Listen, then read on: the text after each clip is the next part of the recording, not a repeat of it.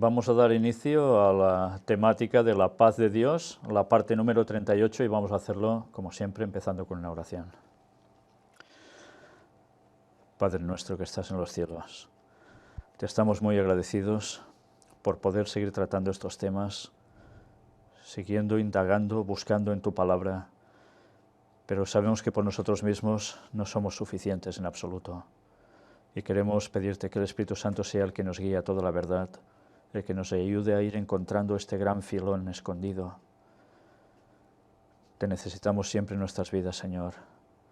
Ayúdanos siempre a ser humildes, a buscarte de todo corazón para que tú nos puedas guiar y a su vez podamos ser una luz para muchos. Cuida de tu pueblo en todo el mundo y especialmente en tu santo día de sábado. En el nombre de Jesús te lo pedimos todo y por el perdón de todos nuestros pecados. Amén. Amén. Bien, pues ya sabéis que hace unos 15 días que no hemos tenido tema sobre la paz de Dios y os vais a dar cuenta cómo en estos 15 días ha habido un montón de noticias impresionantes que tienen que ver con paz. Pero antes quisiera que vieseis dos cosas, antes de iniciarnos directamente en el apartado de noticias.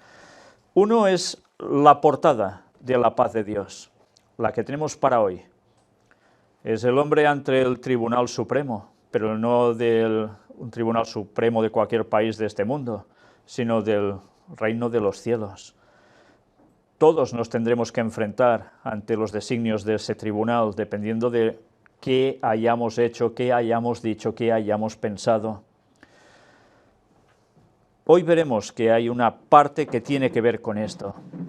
Pero también mirad la imagen a mis espaldas.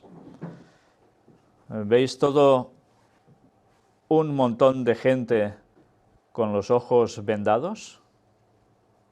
¿Como ciegos? ¿No pueden ver? ¿Ciegos voluntarios? ¿O ciegos a los que se le ha puesto una venda? ¿O ellos mismos?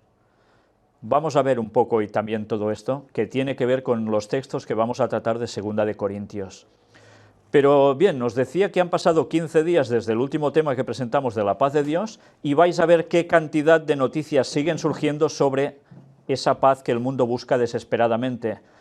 Hay 80 diapositivas en estos 15 días y algunas que ya no he querido ni incluir porque sería ya el colmo de cómo la paz no para de estar en boca, sobre todo de gente del Vaticano, gente de la ONU y otros.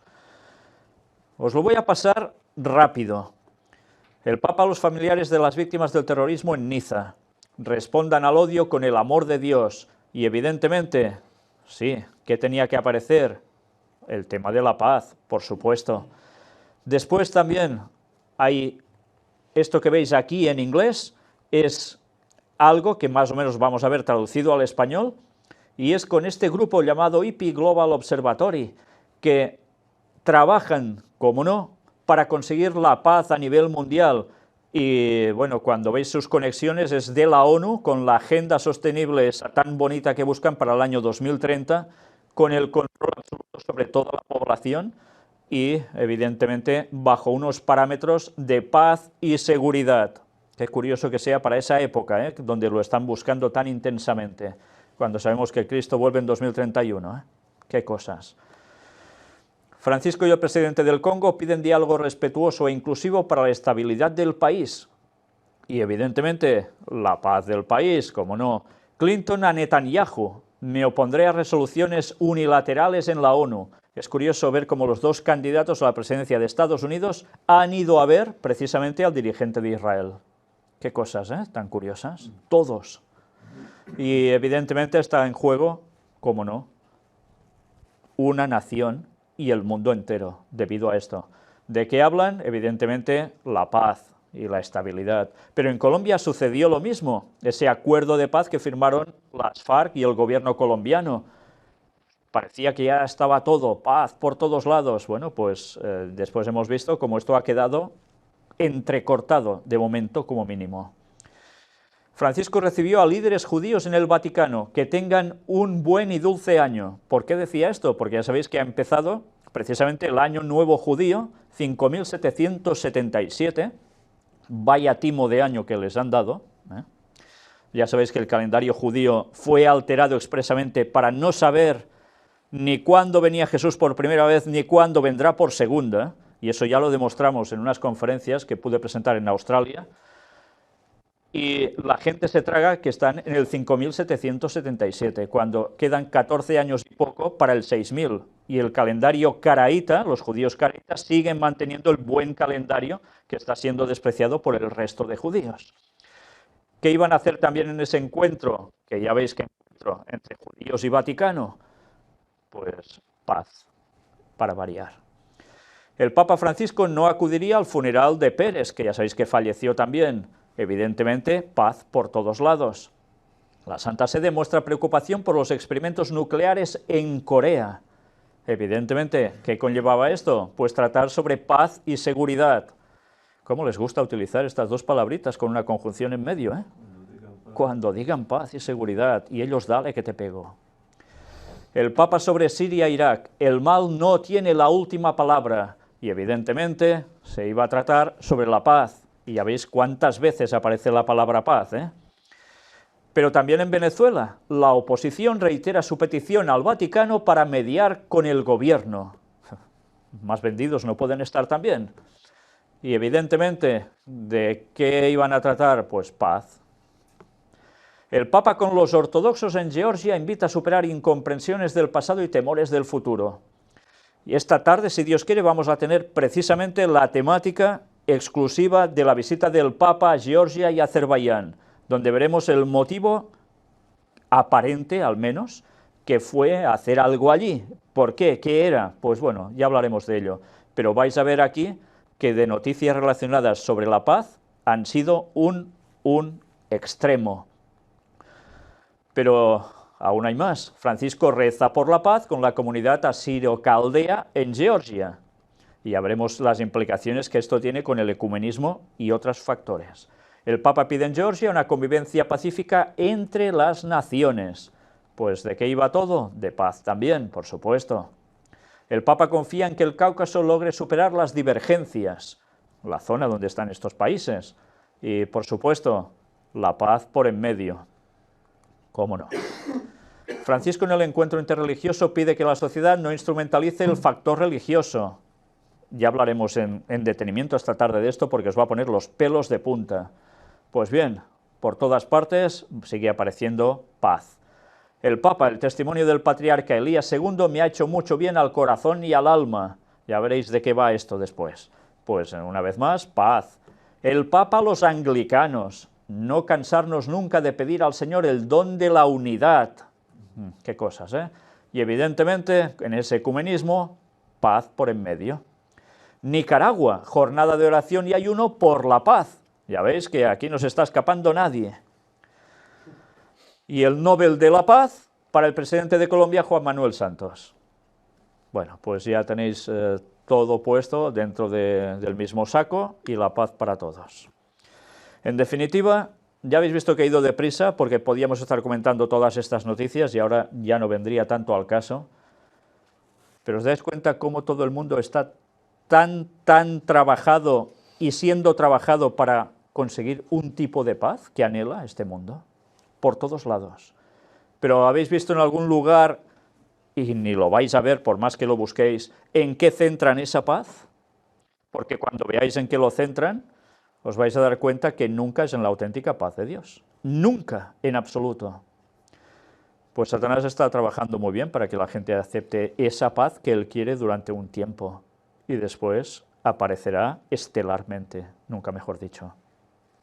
Pues bien, nosotros vamos a la auténtica paz de Dios y a lo relacionado para conseguir esa paz de Dios. Y vamos una vez más al libro de 2 de Corintios. Y vamos a volver a retomar la lectura en 2 de Corintios capítulo 4.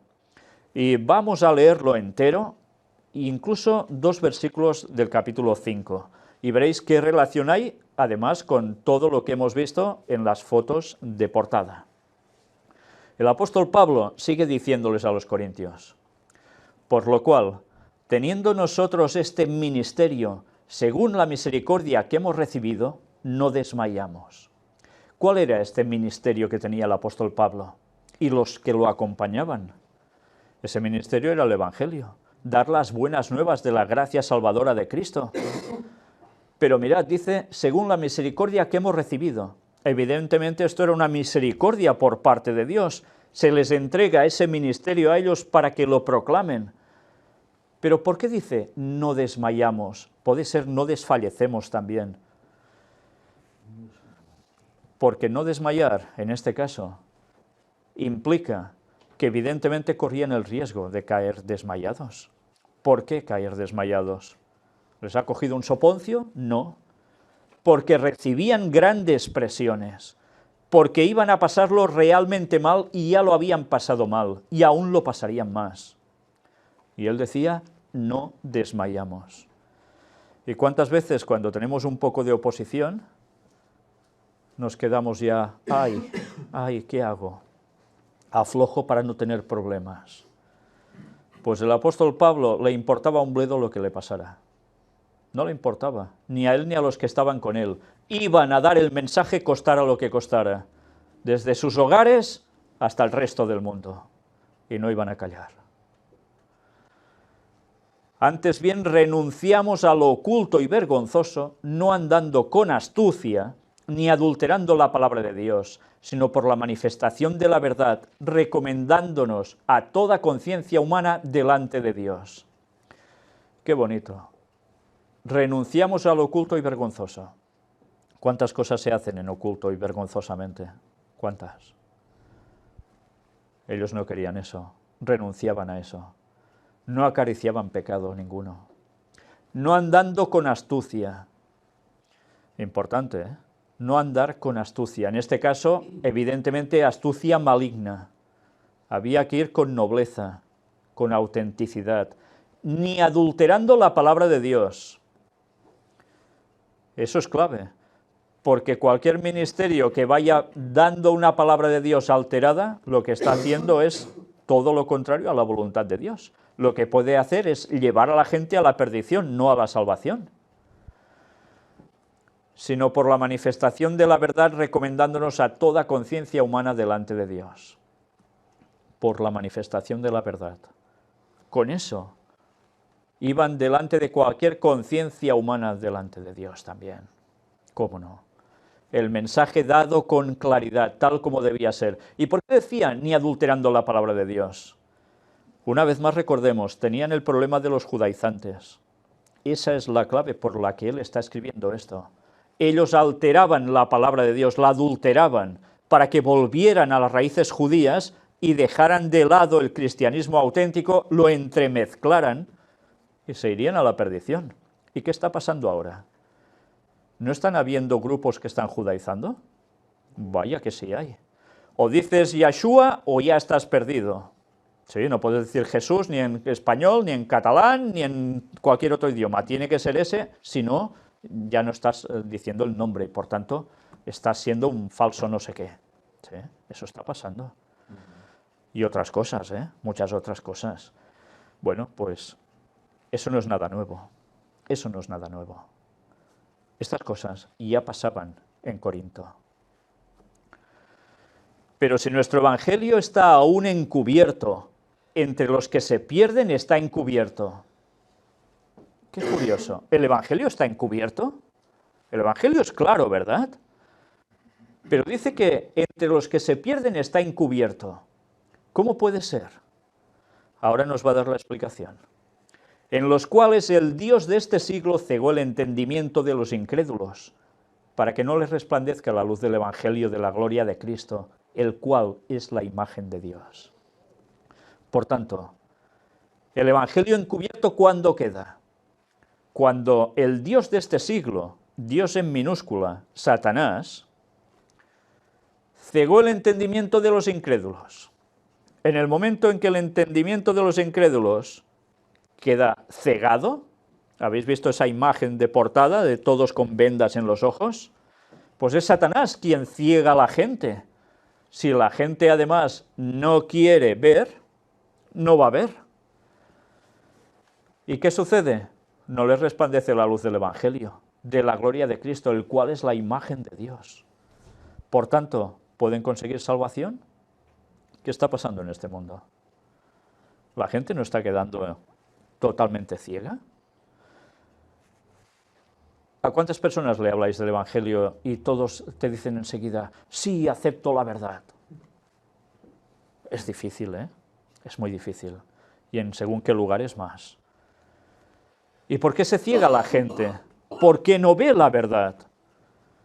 Pues porque Satanás, que no es tonto, que es el Dios de este siglo, sabe lo que la gente le atrae, lo que la gente prefiere tener ya y dejar las cosas eternas para, bueno, ya veremos. Música, cines, teatros, videojuegos, riquezas o conseguir dinero como sea, pasárselo bien. ¿Cuántas cosas hay? ¿Cuántas cosas? Son interminables. La lista que hay en la actualidad es interminable. ¿Sabéis? Hay personas que dicen que ahora es fácil poder ser cristiano. ¿Qué es fácil? Ser auténticamente cristiano es la cosa más difícil que hay en el mundo. Y cuando oyes a pastores que aún tienen la desfachatez de decir que la salvación es fácil, están engañando al pueblo. La salvación es sencilla, pero no es fácil. ¿Es sencilla? Claro, tienes que aceptar la muerte de Cristo por ti, que te da la salvación. Tienes que aceptar eso y ya está, sí. Pero claro, también tienes que hacer algo por tu parte. Y eso es lo que cuesta, ¿verdad? O Satanás nos lo pone fácil para poder seguir a Dios. ¿Cuántos se encuentran en hogares divididos? Que uno quiere creer y el otro no. ¿Qué? ¿Esa situación es fácil de sobrellevar? ¿Y los que tienen problemas en el trabajo? Por creer. ¿Y los que cualquier otra situación? Satanás es muy bueno vendando ojos. Porque es lo que quiere, que la gente no reciba la luz del Evangelio. Y sabéis, hay personas que la reciben la luz del Evangelio. Pero ¿recordáis esa parábola de Jesús que se siembra y algunos parece que empiezan a brotar, pero después enseguida, ¡puf!, se acabó?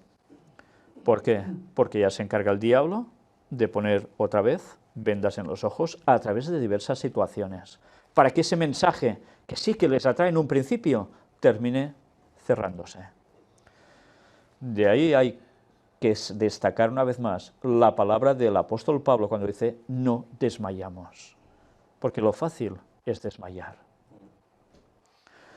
Porque no nos predicamos a nosotros mismos, sino a Jesucristo como Señor, y a nosotros como vuestros siervos por amor de Jesús. ¿Veis aquí algún enaltecimiento propio del apóstol Pablo? Dice él aquí, me predico a mí mismo, ¿verdad que no? ¿Predicamos a nosotros mismos? No, sino a Jesucristo como Señor. Y diréis, bueno, pero es que ningún predicador suele hacer eso. Bueno, hay predicadores que sí, porque además dicen que ellos mismos son el Jesús. Ya hemos presentado algunos de estos. Pero otros lo hacen de modo distinto. Lo hacen de un modo más sutil. Se predican a ellos mismos pavoneándose desde un púlpito y dando crédito a sus títulos y a sus oratorias, y no están enalteciendo a Cristo.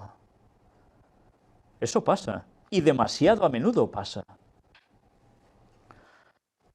Y a nosotros como vuestros siervos por amor de Jesús. Ahí está la clave. Hay personas que creen que, bueno, uno es diácono, es anciano, es pastor, es no sé qué, ya está por encima de los demás. No, si precisamente el apóstol Pablo no era superior a todos estos. Bueno, ¿alguien de nosotros se puede comparar con el apóstol Pablo? Yo personalmente, ni que se me ocurra. ¿Cómo puede ser alguien que ha pasado tanto por el Evangelio? Y él mismo dice, siervos por amor de Jesús. ¿En qué consistía ser eso? Pues servir a los demás. Por encima de todo, servir a los demás. Por eso cuando en iglesias ves que alguna persona ostenta un cierto cargo y, bueno, si hace falta ayudar en algo en algún cierto momento, que lo hagan los diáconos, que esos son los que tienen que servir. No, yo ya estoy por encima de eso. ¿Pero qué pasa? ¿Jesús no servía a los otros? ¿No nos dio una lección magistral con la Santa Cena?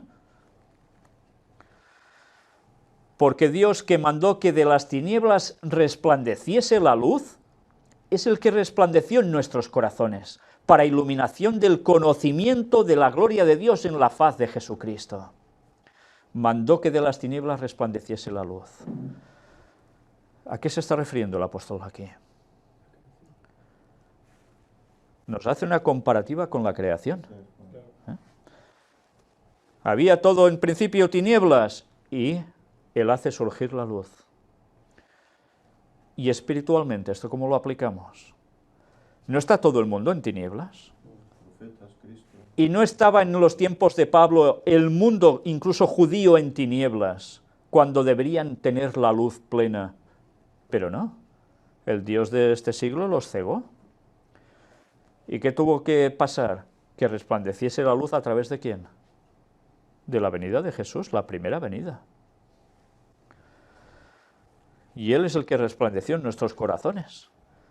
¿Y a Él de qué modo especial se le aplican estas palabras al apóstol Pablo? ¿Cómo le resplandeció Jesús a Él en el corazón? Recordáis que fue derribado del caballo, ¿no? Quedó en tinieblas, se quedó ciego. Pero es que antes ya estaba en tinieblas porque estaba en el error. Y le resplandece literalmente Jesús en la aparición. Los otros no lo ven, Él sí. ¿Y qué le ocurre? Que después se vuelve a quedar en tinieblas, como después que sucede, como escamas le caen de los ojos y vuelve a ver.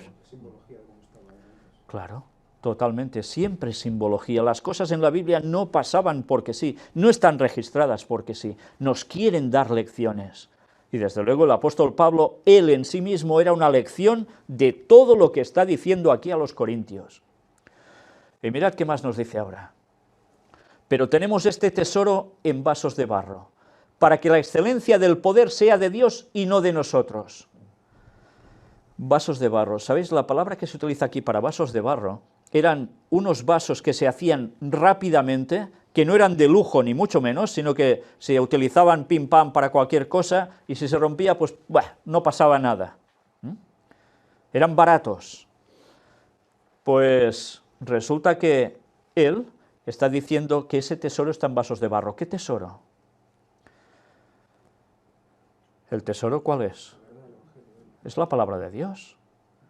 Y la palabra de Dios, esa verdad, está en vasos de barro. Entonces, esos vasos de barro, ¿quiénes son? ¿O qué son? Pues son los portadores de esa palabra. ¿Y por qué de barro? ¿Cómo fue hecho el ser humano? Somos vasijas. ¿Y Adán fue creado de qué? Del barro. Por tanto, está haciendo una comparativa total, volviéndonos como antes a la creación. ¿Os habéis fijado? Qué importante es siempre recordar que la creación es donde parte todo, pero donde además nos está llevando a otro objetivo final, ¿eh? Y luego el apóstol Pedro ya se encarga de llevarnos también por esta misma línea de pensamiento hasta el momento de la segunda venida de Jesús, ¿eh? Lo recordamos, nos habla de la creación, nos compara el un día 1000 años para decir 6000 años de historia y viene Jesús, cuando se cumplen 6000, desde la entrada del pecado. Es la línea de pensamiento de esos apóstoles, ¿eh? Sí, por supuesto. Normalmente se dice que el tesoro en vasos de barro es algo que ya se hacía popularmente. La gente escondía sus tesoros en vasos de barro, los enterraban y así permanecían para después, cuando habían catástrofes o guerras y tenían que huir, regresar y recuperar eso. Pues bien, la verdad en vasos de barro, si vamos aún con más profundidad, ¿qué nos está diciendo? ¿Que nosotros somos vasos de oro, acaso? ¿Es más importante el contenido o el qué? ¿O el continente? ¿Sí, sí? ¿Qué es más importante? En este caso está claro, el contenido. Es la palabra de Dios. La palabra de Dios puede ser dada por ángeles. ¿No son superiores a nosotros? Claro que sí. Pero Dios resulta que no elige a los ángeles para darle el mensaje, salvo algunas excepciones, ¿verdad? Sino a la gente, a los seres humanos hechos de barro. ¿Para qué? Pues para que la excelencia del poder sea de Dios y no de nosotros, para que nadie se gloríe, ¿no? Para que nadie se haga, como se dice aquí, el chulo. Claro, yo soy el... No, no. Que estamos atribulados en todo, mas no angustiados. En apuros, mas no desesperados. Mirad una vez más el apóstol Pablo cómo escribe, haciendo una reflexión de su situación, de lo que estaban viviendo. Ellos que están dando todo por el mensaje, que se reconocen que no son nada, que toda la gloria y el poder es de Dios, dice, que estamos atribulados en todo, mas no angustiados. ¿Estaban atribulados en todo? ¿Será que no pasaron tribulaciones, de los hermanos, de los falsos hermanos, de los judíos, del resto donde iban pueblos paganos, de desgracias, de todo? Atribulados en todo. ¿Podemos decir nosotros que hemos sido atribulados en todo? Yo personalmente no puedo decirlo. Quizás algún misionero habrá sido muy atribulado así. Pero del mismo modo que Pablo pasando por todas esas cosas, yo creo que no. ¿Y qué? Mas no angustiados. Y nosotros tenemos alguna leve tribulación y ya, ¡ay, qué angustia! Qué tontos somos, Qué poco nos damos cuenta de qué es dar el Evangelio. Dar el Evangelio no te va a implicar que te vayan echando florecillas a tu paso. Todo lo contrario, se te van a generar tribulaciones. Pero tranquilos, que por más tribulaciones que vayamos pasando, comparémonos. ¿Hemos llegado a eso? Ni de casualidad muchos, ¿verdad? Mas no angustiados. En apuros, mas no desesperados. Vaya que se habían estado en apuros, ¿Cuántas veces? En apuros de perder hasta la propia vida. ¿Se desesperaban? Dicen, mas no desesperados. ¿Por qué? Porque sabían que Dios les daría la salida. Y si perdían su vida, es igual. Sabían que después tendrían la eternidad al lado de Dios. Qué diferencia de conceptos, Esto me hace recordar enseguida esas películas cuando pasa una desgracia, moriremos todos, y salen huyendo y corriendo despavoridos, y angustiados, desesperados. El cristiano tiene que tener otro concepto, y más por dar el Evangelio. Perseguidos, mas no desamparados. Perseguidos, mas no desamparados. Qué bonito, Ahora quizás os puede venir a la cabeza el tema de los valdenses, que fueron perseguidos, ¿verdad? ¿Quedaron desamparados por Dios? Algunos pueden decir, sí, porque los mataron prácticamente a todos. Prácticamente. Y los que no se convirtieron al catolicismo, y mira por dónde ahora de esos salió Bergoglio, el Papa. Es curioso, Pero nosotros podemos ser perseguidos. Sí, claro que sí. ¿Pero desamparados por Dios? Nunca. De algún modo se hará la voluntad del Señor. Igual puede ser que nos muramos, que nos maten, puede ser. Pero Dios no nos desampara. Pero por el concepto humano, mira, lo han matado, ha quedado desamparado. No, Dios tiene otro concepto sobre eso.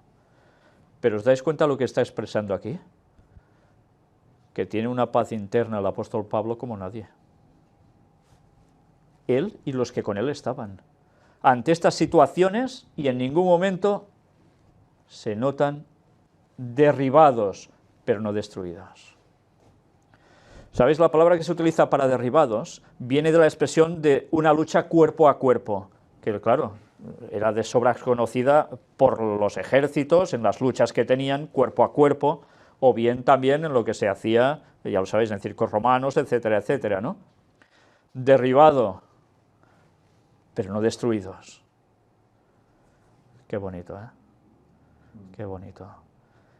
Y a veces derribado puede ser por muchas circunstancias, Sí, es verdad, te puedes sentir derribado, pero ¿qué? ¿Hemos de quedarnos allí en el suelo?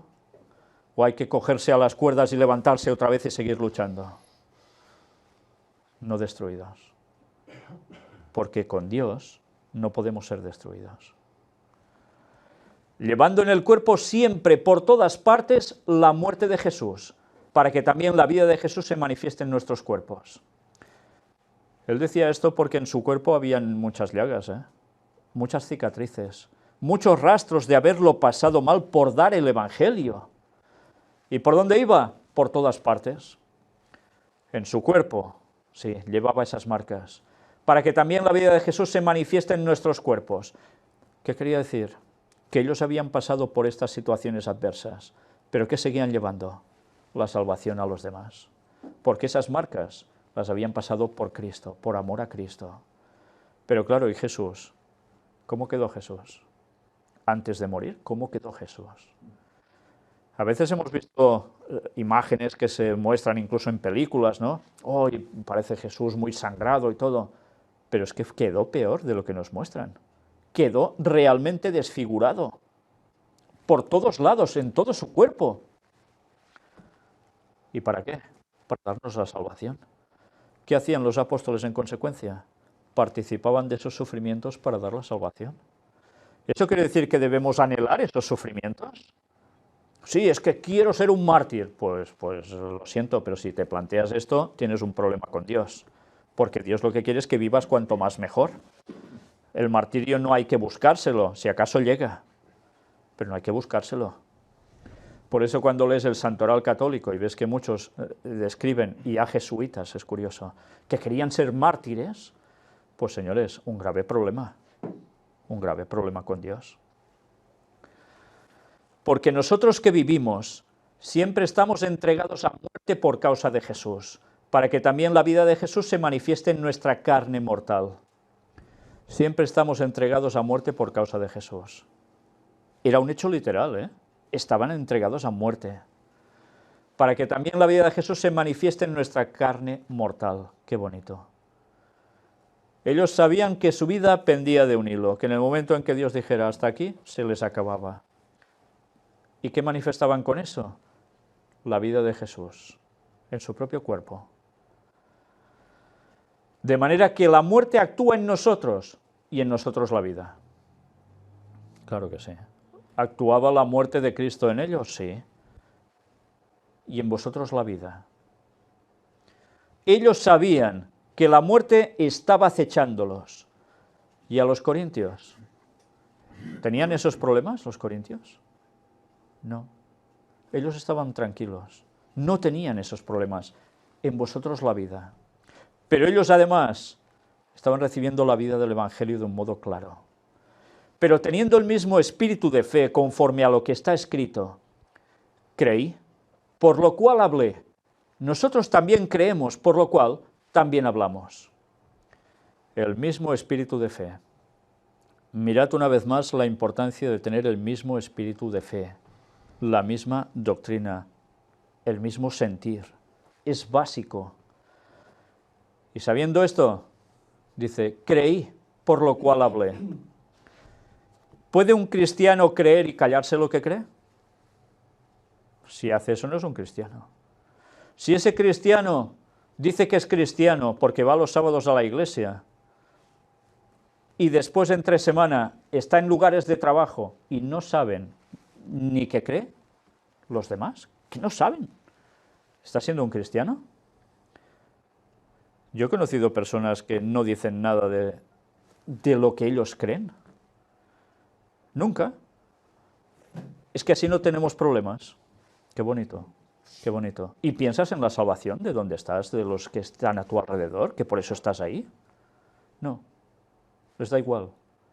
Ellos ya creen, ya está, los otros ya se espabilarán, ¿no? Pero qué absurdo. Estos no son cristianos. Simulan ser cristianos, pero no lo son. Sabiendo que el que resucitó al Señor Jesús, a nosotros también nos resucitará con Jesús y nos presentará juntamente con vosotros. Mirad aquí el apóstol Pablo, porque a veces hay un texto del apóstol Pablo que da a entender, al menos aparentemente, que él creía que estaría vivo cuando viniese Jesús. Mas nosotros, los que vivimos, seremos transformados. Pero ahora mirad por dónde. Resulta que dice, a nosotros también nos resucitará con Jesús. Entonces, ¿qué sabía él? ¿Que estaría vivo o que estaría muerto cuando Jesús volviera por segunda vez? Mirad si es importante hacer comparativas de textos y todo lo que explica a alguien al respecto, escrito por él mismo. Él sabía que Jesús no volvería en su tiempo. Claro que lo sabía, y Ellen White lo escribe, y eso lo debemos tener presente. Sabía que moriría y que resucitaría. Pero él, como profeta, al ser apóstol, en la piel de quien se ponía, también de los que iban a quedar vivos de esos 144.000 cuando Jesús volviera. Si no entendemos la perspectiva de alguien que es profeta, que es capaz de ponerse en la piel de unos y de otros, vamos a caer en confusiones. Por tanto, queda claro que él sabía que moriría. ¿Pero se pudriría y ya está? No, estaba esperando la resurrección y nos presentará juntamente con vosotros. Ese es el momento más anhelado. En 2031, cuando Jesús vuelva, ¿qué va a haber? Pues eso que el apóstol Pablo está escribiendo aquí. Se presentarán juntamente unos con otros en la resurrección para ser salvos. Porque todas estas cosas padecemos por amor a vosotros. ¿Era por amor a ellos mismos que padecían esto?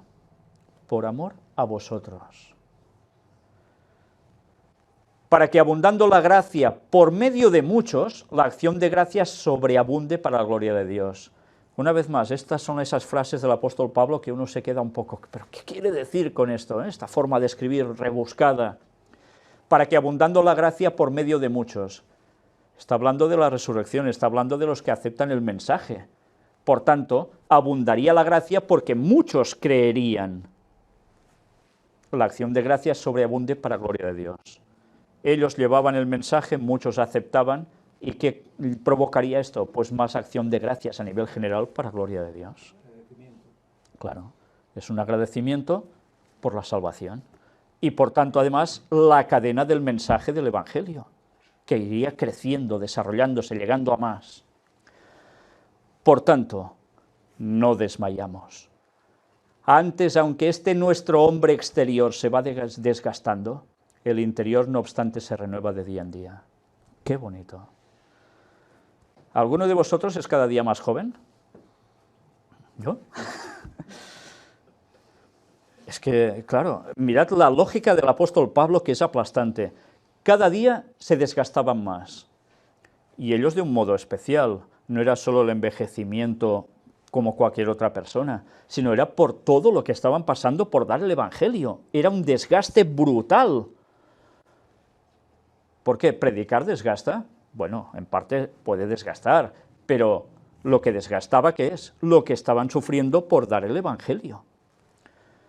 Y claro, el hombre se va desgastando por fuera, eso está claro, pero ¿y el interior? Se renueva de día en día. ¿Y cómo se renueva?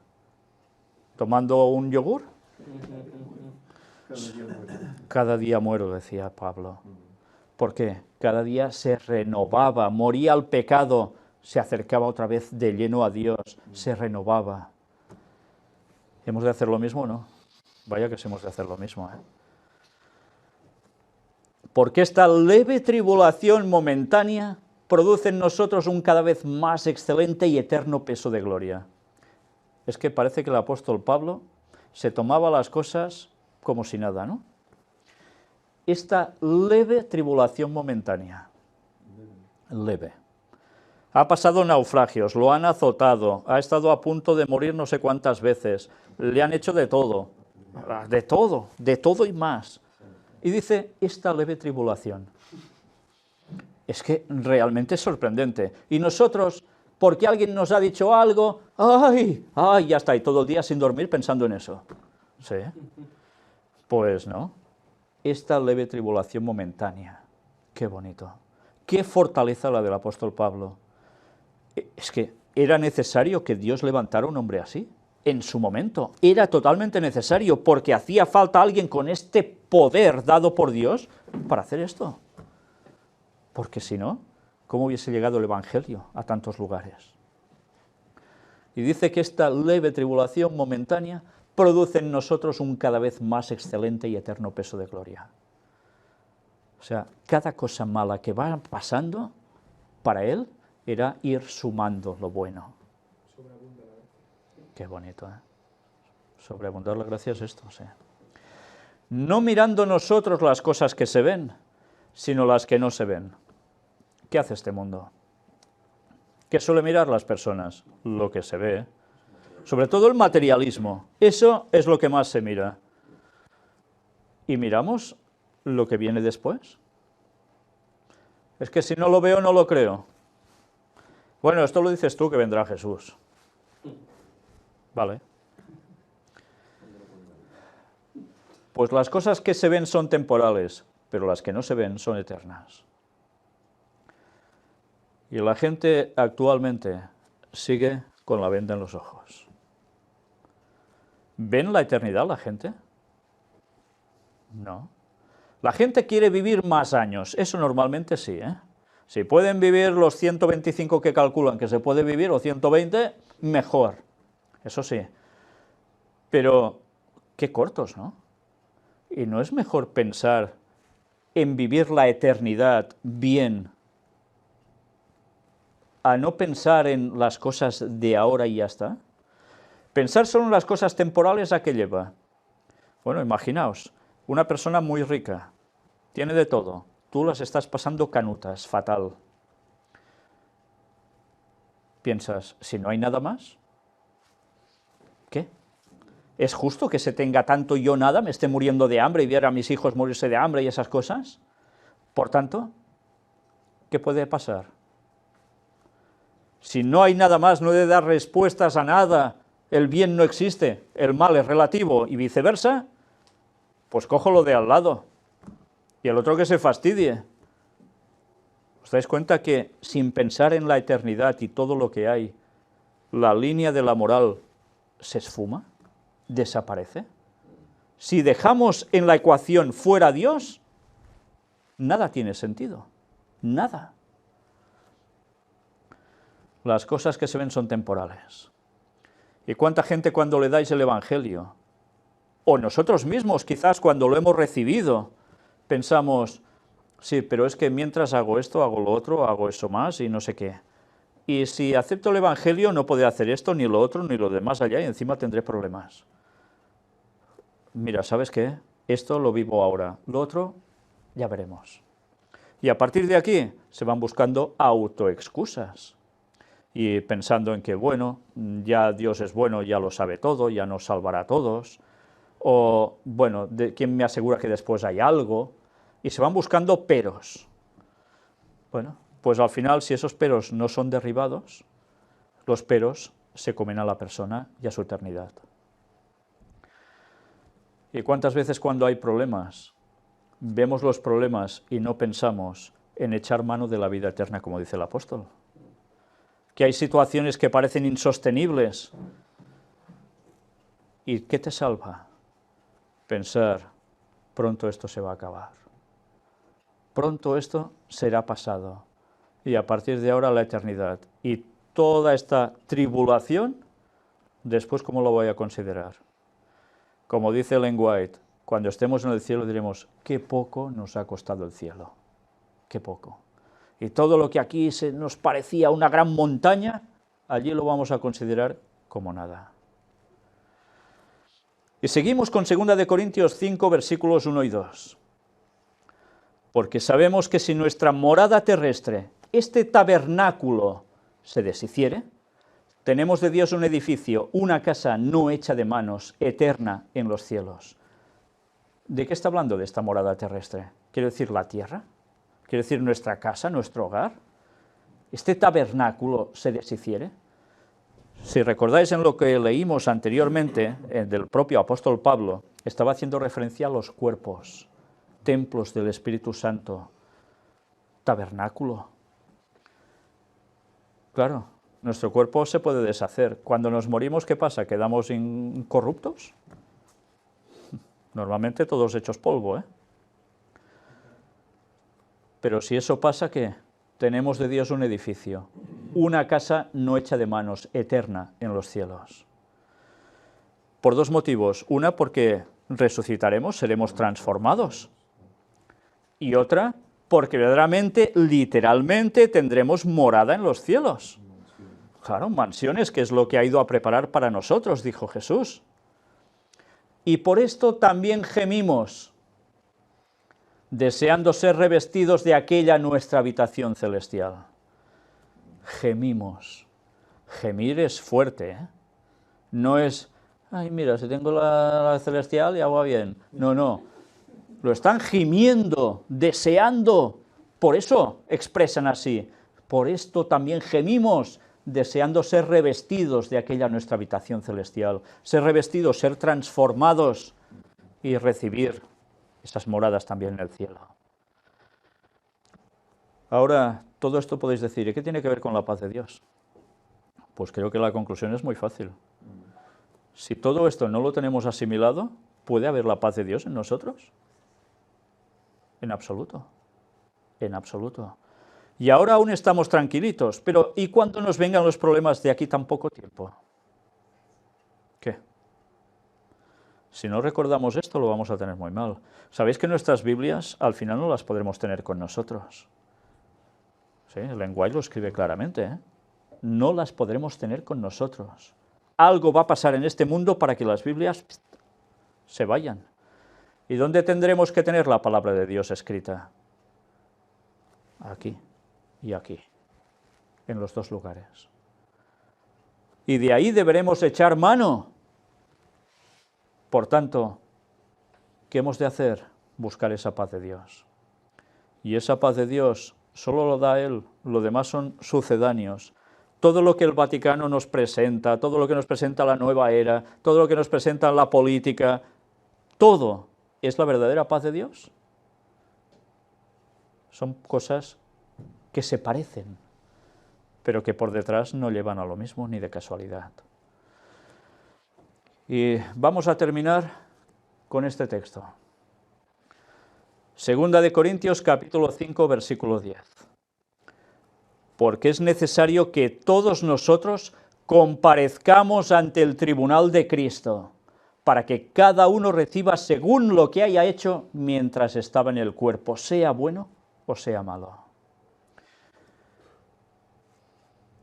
¿Recordáis la portada, no? El tribunal de Cristo. Es necesario que todos comparezcamos ante el tribunal de Cristo. O sea, va a pasar, sí o sí, no hay alternativa. ¿Pensamos en ese momento? Es que si pensásemos en ese momento de cuántas tonterías que hacemos, diríamos, uy, no. ¿De cuántas? De cuántos pensamientos que tenemos, diríamos, uy, no. O de palabras, lo mismo. Pero además, ¿y de dar el Evangelio? Compareceremos también ante el tribunal de Cristo para decir, tú sabías la verdad, ¿y se lo has dicho a los demás? ¿O has dicho una verdad a medias, porque no has querido entera? Ah, no, mira, lo que Jesús vuelva en 2031 lo dejo aparte porque si no tengo problemas. O no lo quiero aceptar, no quiero buscarlo. Tú no avisas a los otros. Si es una verdad y no lo quieres comprobar, ¿qué? Y si no lo dices a los otros, estás haciendo como hizo Noé advirtiéndoles, os quedan 120 años, os quedan 119, os quedan 118 y cada año bajando. Si nos lo callamos, ¿qué? Pues vamos a ser también puestos ante el tribunal de Cristo, ¿eh? Para que cada uno reciba según lo que haya hecho mientras estaba en el cuerpo. Claro, y aquí es cuando algunos dicen, ¿veis? Hay un algo dentro de nosotros etéreo, que es el que flota y ya está. Mientras estaba en el cuerpo, es lógico. Mientras estábamos en este cuerpo humano que tenemos ahora, después vamos a ser transformados. Pero eso sí, de todo se nos va a pasar factura, sea bueno o sea malo. Es para temblar, ¿eh? Esto es el temor de Dios. Ellen White escribe también sobre el temor de Dios. Y os recomiendo que lo busquéis, porque verdaderamente hay que tener un temor de lo que viene, si no vamos a ser salvos. ¿Sí? Y eso no tiene que hacernos creer por miedo, sino que tiene que hacernos dar cuenta que las cosas son muy serias. Nos tiene que llevar a la reflexión y acercarnos a Dios de corazón, que es algo muy distinto de decir, uy, es que si no hago esto, ñaca, me la pega. No, no, es algo muy distinto a eso. Pero todos vamos a comparecer ante el tribunal de Cristo. Ahora imaginaos tantas personas que saben que hay un mensaje, tantos, y que ese mensaje lo rechazan. ¿Son conscientes que se van a presentar ante el tribunal de Cristo? ¿Son conscientes que se están jugando la salvación, la vida eterna?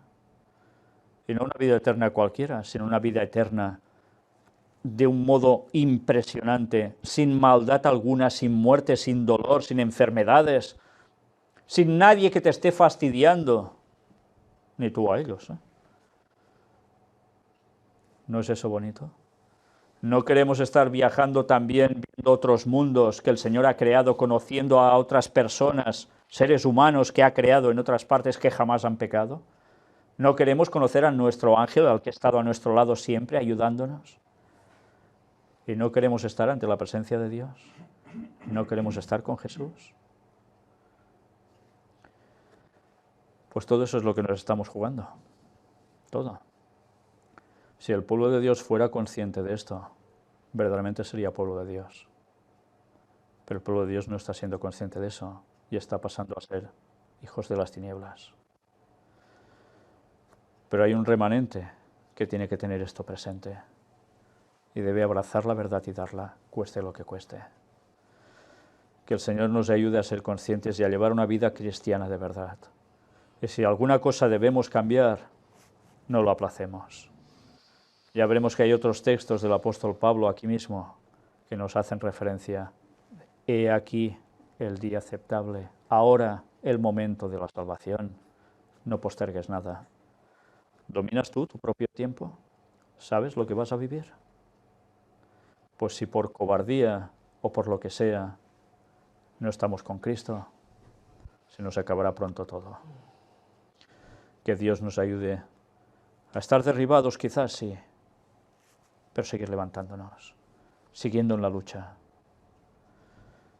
Y dentro de poco, qué bonito, Maranata 2031. ¿No tiene que darnos esto una fortaleza tremenda?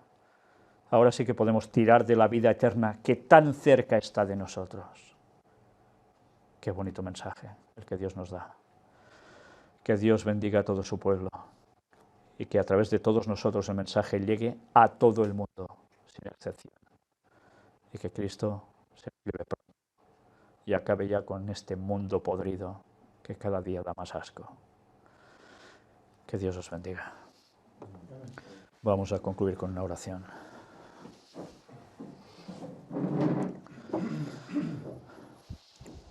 Padre nuestro, solo podemos estarte agradecidos, inmensamente agradecidos, primero por ese sacrificio de Cristo por nosotros y después porque sigues ayudándonos día a día a pesar de las circunstancias y por todo lo que nos preparas en esas mansiones en el cielo y porque después volveremos a habitar aquí en la tierra después de 1000 años y por fin volveremos a estar como en Edén,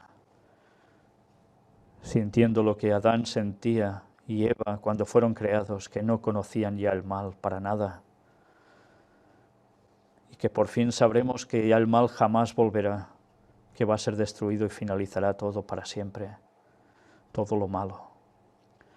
Ayúdanos, Señor, a pesar de cualquier circunstancia que atravesemos, sea de familia, de trabajo, de cualquier situación, que seamos firmes, digamos que aceptamos tu verdad, que la creemos, que la vivimos, que la compartimos, guste o no guste a quien sea, pero que nosotros queremos ser tuyos, Señor.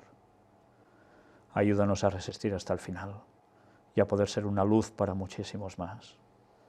Utilízanos tanto como puedas, Señor, y transfórmanos, cambia nuestros caracteres, para que finalmente podamos ser transformados también en tu gloria. Perdona todo lo que hacemos mal, Señor. Cámbianos. Y ayúdanos siempre a seguir adelante pensando en tu venida y pensando en que muy pronto estaremos contigo con los salvos de todas las épocas. En el nombre de Jesús te lo pedimos todo, Señor. Amén. Amén.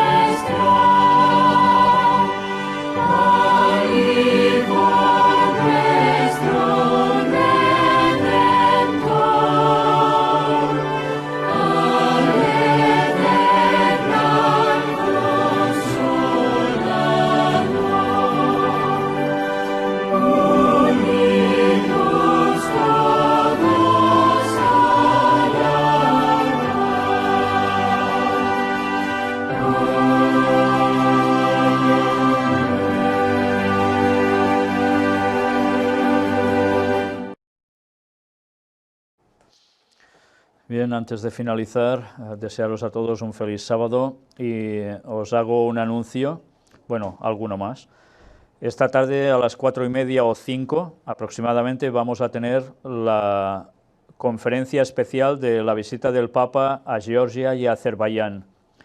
Después anunciaros también que esta próxima semana va a haber, no sé si lunes o martes, las noticias de actualidad en relación con la profecía bíblica y Fanny va a tener su apartado sobre el tema de la salud. Y desde luego hay unas noticias súper interesantes esta vez. Y haceros un anuncio oficial ya. El sábado 12 de noviembre, si Dios quiere, estaremos en Madrid, donde vamos a tener un encuentro con las personas que siguen las conferencias. Va a ser por la mañana, sobre las 10 de la mañana. Nos quedaremos a comer allí, que cada uno traiga su comida, y después, por la tarde, vamos a tener aún algo de continuación. Van a venir personas que personalmente no he conocido, pero sé que existen, gracias a Dios, y allí nos vamos a encontrar. Hay plazas limitadas, hay un aforo de unas 60 personas aproximadamente, con lo cual os pido que todos los que queráis asistir, poneos en contacto conmigo, escribidme a mi email que aparece en nuestra web. No sé si, Fanny, puedes escribir desde aquí algún mensaje para que lo vean. No. Bien, es mi email, entrad en la web oficial, lo podréis ver, y servirá para evaluar la cantidad de personas por si hay cabida suficiente o no. Por tanto, si estáis con ganas de asistir, no tardéis, por favor, en decírnoslo. Y una vez más, daros las gracias por todo lo que seguís haciendo por nosotros y esperamos desde aquí que seamos un soporte para todos los que estáis sin congregación, todos los que por diversas circunstancias os halláis solos o con muy pocos a vuestro alrededor que crean como vosotros, y sabed que seguimos orando por todos vosotros porque sabemos que muchos de vosotros realmente lo están pasando mal. Pues nada, que Dios os bendiga a todos y esta tarde, sobre las 4:30 o 5 de la tarde, vamos a tener esta temática que os he anunciado. Feliz sábado a todos.